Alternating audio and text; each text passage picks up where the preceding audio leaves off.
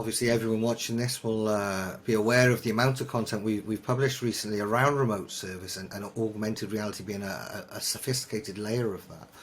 And it's a massive topic. We saw it massively, especially that kind of remote assistance piece just explode across the last 12 months out of necessity, which is something I've written about quite a bit.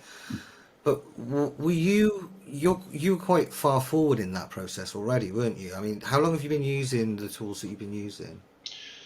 Well, we've been using the Help Lightning Augmented Reality Yeah. tool for almost 2 years now. We're about a year and a half in.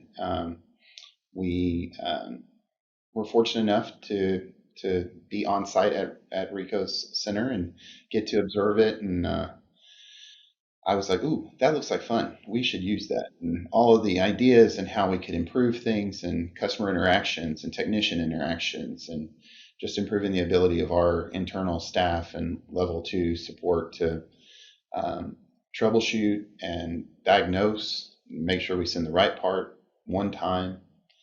Just opportunity was endless. So we jumped on it. I mean, it's interesting. We in our research part of the business, field service needs research. There's a regular, annual kind of benchmarking around KPIs, and whenever I looked at, AR and the tools that were available, do you know what? I had the exact same thought the first time I saw Help Lightning, which was about 5 years ago in Palm Springs. I thought, that is cool. I quite like that. That's because they were one of the first organisations that really kind of approached the field service sector as well with it. But I look at all the key metrics that constantly at the top of field service organisations, kind of for productivity and the metrics that are defining what success is. And we see mean time to resolution, we see technician utilization, first time fix rate. Almost always those are the top. And it sounds like those are three things that you've already kind of right at the top of this conversation. Those are three things that have been quite a big factor in the development and the use of Help Lightning for you guys. Yeah, absolutely. I mean, primarily first time fix, right? Yeah. The idea that we can't get resolution on our first attempt is a challenge. And if we can eliminate a dispatch, it's an even larger benefit to the customer because we've reduced the amount of downtime required for resolution using the tools. So it's very helpful. Was that when you kind of first looked at it, when you first kind of explored it, was that the one thing that leapt out and was like, this is the one thing that we can improve, and then discovered other things beneath it, or was there one main driver? Basically, is what I'm getting to. When I first saw the tool, the main reason I wanted it was I saw the opportunity that it was going to give my employees in communication with the customer. Because what we're asking the customer to do more often than not is look at this machine, and we're guiding them through this very technical mechanical device, asking them to open access points, asking them to turn knobs, asking them to do different things. We're trying to do that all audio, without a visual, and we're not able to share a visual with them. And when I saw that we could take a pen and point to an access point and say, slide this over to the left and show them what we wanted them to do, the idea of how easy that made what we were trying to do from a communication standpoint was a no-brainer for me. It's the way I always see it. Maybe this is just the way I would explain it, but there must have been so many times where they say, "Yeah, turn that dial on the left."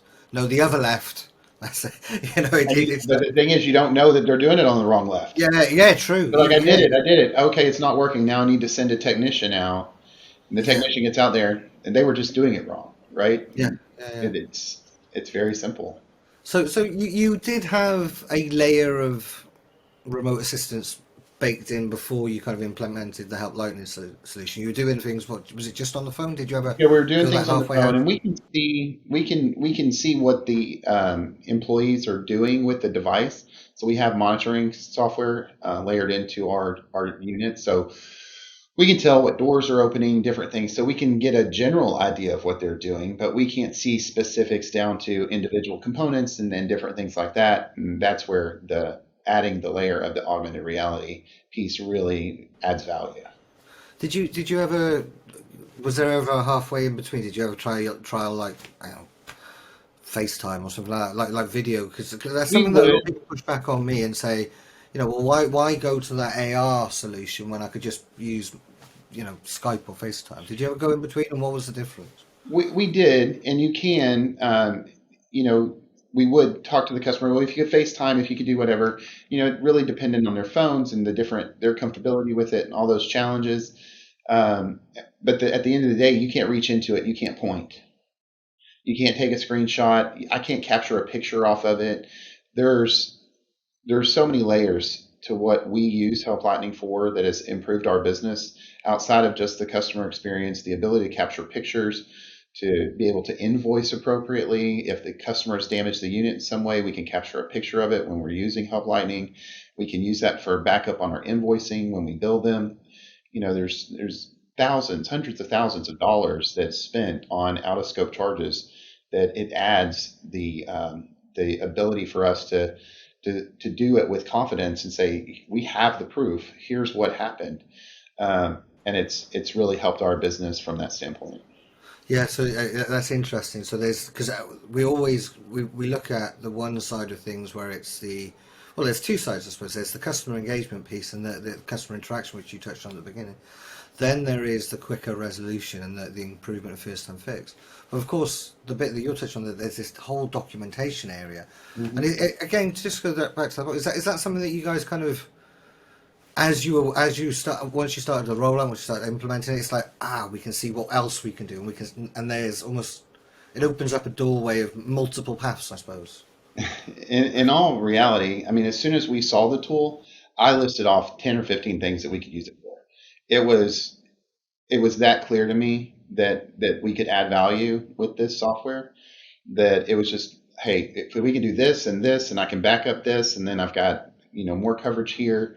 We can reduce dispatches. There were savings. I just layered in savings over and over again on it to where the ROI on it just was too easy, actually. That's always a nice place to be for a solution provider. I mean, just on that point there, I mean, was it a really easy internal sell as well? I mean, because it sounds like you're quite important cog in driving, the adoption for Revolution. Was it quite an easy conversation to take to what, the executive board or convince the CFO, etc.? It worked out because the CFO was doing a tour of the facility in at Rico, and he got to see it firsthand. And I got a phone call saying, "Hey, guess what? We got it." So I didn't have to sell it at all. I just said, "I want it," and he saw it, and that was it. I like that. I like that. That's good. It's nice when everything seamlessly lines up.